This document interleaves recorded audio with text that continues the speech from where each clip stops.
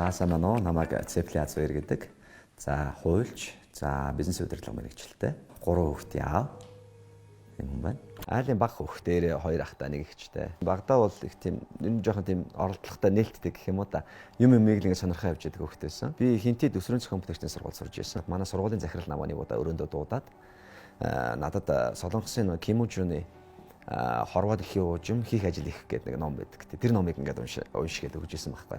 Тэгэд магадгүй тэр үед би зүгээр л нөгөө нэг 10 жилийнхаа тэг хим физик те одоо математик гэдэг чинь номуудыг уншдаг байсан хүүхдүүд бол тийм ном анх удаа би хараад гайхчихсан. Тэгээд уншиж үзээд надад ямар бодол төрж ирсэн гэхээр ер нь бол те хүн том мөрөөдөө тэмүүлээд те өөрийгөө голохгүй зүтгэж бол чадах юм бол те бүр юучгүй хоосноос те гайхамшигтай зүйлийг бүтээж болд юм байна гэсэн тэр хүслэг мэлзлийг би тэр номоос анх олж харж ирсэн. Яг үннийг хэлэхэд бол бага наснда, өсвөр наснда гэсэн үг шүү дээ те.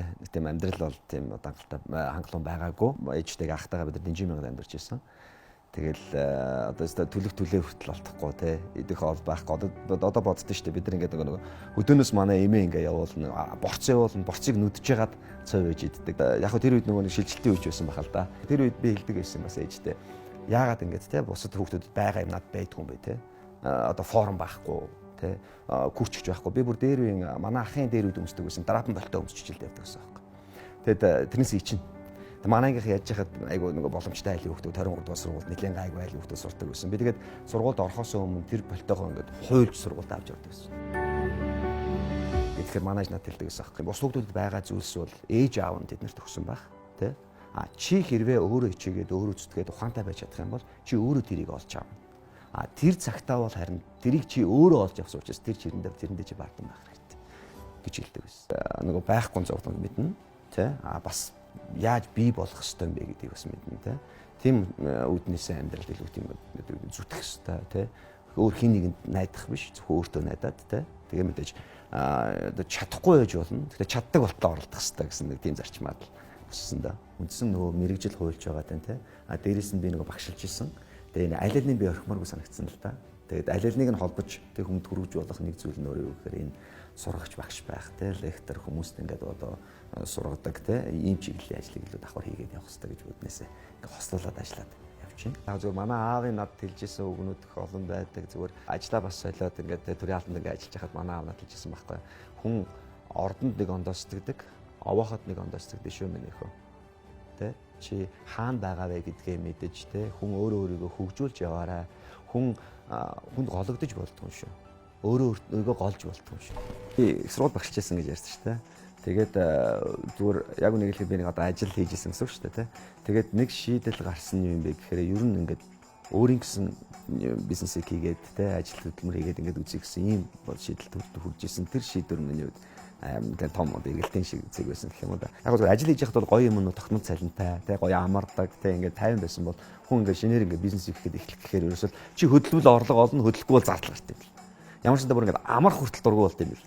Цагаан сар наадмаар хүртэл хүмүүс ингээд олон сараар амраа явахаар бүр ингээд хамаг зардал яваад байгаа учраас бүр амрах хүртэл хэцүү санагддаг ч юм уу те. Магадгүй үгүй гэсэн үг те чи чадахгүй гэсэн үг. Тэгээд татгалцсан тэр хариултууд шамтарч бууж гэх юм уу эсвэл те тэрнийг давж гарах юм уу гэдэг энэ дээр л ер нь амьдрал цаашаа явах уу те нэг байранда үлдэх үү гэдэг шийдэгдэх юм болов гэж бодсон. Нэг би тийм үг сонсч байсан байхгүй юу? Яг гутрангүй байх юм бол хүн ямар нэгэн зүйлийг нэг бол амжилтанд хүрнэ үгүй бол алдна гэж боддог. Тэгээд тэр алдаанаас айгаад ингээд хийргээд идэм байл л да хүн. Зүгээр нөгөө талаас нь өөдрөг хүний нэг шинжүүл юм бэ гэхээр чи бол нэг бол амжилтанд хүрнэ үгүй бол зүгээр суралцсан тийм үстэй. Чи алдсан ч гэсэн тэр бол хурж байгаа биш урагшилж байгаа зүйл байхгүй юу гэж ийм үг сонсч байсан. Тийм ч учраас юу гэдгийг өнөөдрийн миний гаргаж байгаа алдаа ч гэсэн яг үнэндээ маргааш тэрэн дээр би алдахгүй байх. Тэрнээс суралцах нэг шалтгаан байдаг учраас нэг одоо тийм юу гэдгийг ингүүл яана тэгвэл яана гэж хоошоо суугаад байх нь бол хэцүү баг. Би өмнө амьдралын хамгийн чухал 3 сонголтын нэг нь өөрөө гэр бүл байдаг шүү дээ. Тэр сонголтонд байг сэтгэл хангалуун байдаг. Би гэр бүлийн анх харахад бол нэг тийм нэг юм цочсон янзаг гэж яддаг шүү дээ. Нэг юм юу гэдэг нь эргүүр гэдэг шиг тийм охин байсан аахгүй. Нэг тийм сэргэлэн тэгээд нэг юм одоо юмд ингээд нэг өөрийнхөө хүн байдаг шүү дээ. Нэг юм одоо өөрийн гэсэн одоо өнгөтэй, өөрийн гэсэн бодолтой гэсэн мөртлөө амар тийм өөрийгөө мэдэрсэн охин байсан аахгүй. Манай гэр бүлийн хүн бол миний айгүй сайн одоо партнер гэх юм уу да. Ажил дээрч амьдрал дээрч бүх зүйл төр маань ингээд гоё гар нийл сэтгэл нийл хамгийн гол намайг ойлгож бүр би өөртөө итгэхгүй байхад хүртэл надад өөрөөс маань илүү итгэж тэгж чаддаг тийм гэр бүлтэй болсон даа маш их баяртай байдаг. Харин одоо бол би сэргээ одоо авсан бол өгөх ёстой гэж би бодож байгаа. Тийм учраас би одоо гэр бүлийнхаа хүнийг мэдээж бид хоёр одоо 3 хүүхэдтэй болсон байна те. Тэгээ ингээд амьдрал гоё ингээд жигдрээд явахын тулд одоо мэдээж би одоо эхнэрийнхээ өөрийнх нь ертөнцийг нь бүтээхэд нь туслая гэж би бодож байгаа. Яг ингээд нөгөө мэдээж хүмүүс ингээд асуудалтай яагаад ингээд те хуульч үйжиж хажуугаар ингээд илтгэл мэлтгэлийг яваад байгаа юм бэ гэдэг ярьдаг байхгүй. Хууль гэдэг чинь өөрөө ёс зүй яригддаг. Тэгээ ёс зүй өөрөө харилцаа хандлагатай холбогддог те. Тэнгүүд тэр хүмүүст илүүтэйгээр одоо юу гэдгийг энэ чиглэлээрээ ярьж ингэж яваад тэгээ хүмүүс өөрсдөө тэрийг аль болох нэг үг нөгөө уламжлалт хэлбэрээр ингээд номлохоос илүүтэйгээр те нөгөө хүнд ингээд сонирхолтой ойлгомжтой те магадгүй одоо урам зориг өгөх хэлбэрээр хүмүүст ингээд хүргээд ингээд явахаар хүмүүст нөгөө ирж байгаа зүйл маань илүү хүнд ойлгомжтой болох гэдэг үүднээс илүүтэй энэ лекц мэгцэг энэ чиглэлээр орсон юм шиг байгаа юм. Одоо би хизээч одоо өөрөө тэр хүнд тэгж юм одоо нөлөөсөн гэж бодоогүй байж хахад тэр хүмүүсийн амьдралд тийм их өөрчлөлтүүд гарчихсан. Тэгээ тэр хүн тэгээд эргээд надад ингээ баярлаад бахархаад ингээ надад ингээ хуваалцж байгаа. Тэр мэдрэмжүүд маш гоё байдаг. За мэдээж яг хууль гингүүд мэдээж хохирсон, тэ эрх ашиг зөрчигдсөн хүмүүсийн эрх ашиг хөндлөлтсөн асуудлын сэргээх барих гэл тэ илүү нэг official аль бисны ажил байгаа даа. Гэтэл нөгөө талд нь болонгууд хүмүүстэй би маш олон хүмүүстэй уулздаг. Миний энэ ажил ерөөсөө хүнийг ялгадаггүй. Магадгүй тэр төрийн албан, яам тамгын газрууд хүртэл байна, сургуулиуд байна. Ахаад би бүр одоо 20 ханги дээр очиж хүртэл сургалт хийдэг. Тэгээд очиж сургалт хийгээд үзэхээр би зүгээр тэн дээрээс юу ойлгосон бэ гэхээр хүн ер нь юу ярих нь чухал гэхээсээ гадна юу ярьж болохгүй гэдгээ хүртэл мэддэг байх хэрэгтэй. Хүний юу үнэт зүйл нь юу байгаа юм? Мөн үү? Эрхэмлдэг зүйл нь юу, эмзэглдэг зүйл нь юу юм бэ гэдгийг хүртэл мэдчихэж тэр хүмүүстэй харилцахгүй бол бас тийм одоо хамаагүй те ярих бас биш байт юм байна те. Тэгээд амьдралын сайн сайхан нь юундаа байдیں, муу муухай нь юундаа байдیں те. Тэрнээс олж харж одоо суралцаж тэндээс би хүмүүст ингээд зөвлөд ярьж байхдаа ч гэсэн зөвхөн би заагаад байдаггүй л те. Би тэр хүмүүсээс суралцж яадаг байхгүй. Тийм үстэй те. Би дэнүүнээс сурсан зүйлээ бас энэ хүнд ярьж өгч.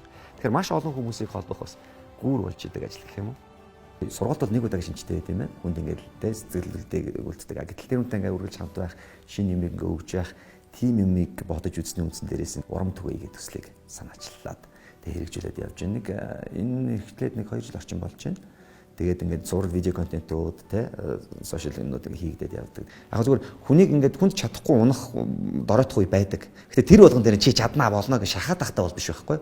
Зүгээр л хэрэгтэй үед нь хэрэгтэй үг сонсоход хүн заримдаа нэг асдаг штэ те. Тэрийг л өгөхийг зорьсон.